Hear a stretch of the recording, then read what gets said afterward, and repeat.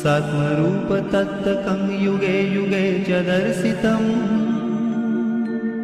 तं नमामि देवदेव रामकृष्णवीशरम् सर्वभूतसर्गकर्मसूत्रबन्धकारणम् येन कर्म पापपुण्यतारतम्य साधनम् बुद्धिभाष साक्षिरूप सर्वकर्मभासनम् तं नमामि देवदेव रामकृष्णवीशरम् सर्वजीव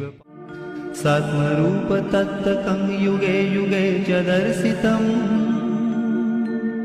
तं नमामि देवदेव रामकृष्णवीशरम् सर्वभूतसर्गकर्मसूत्रबन्धकारणम्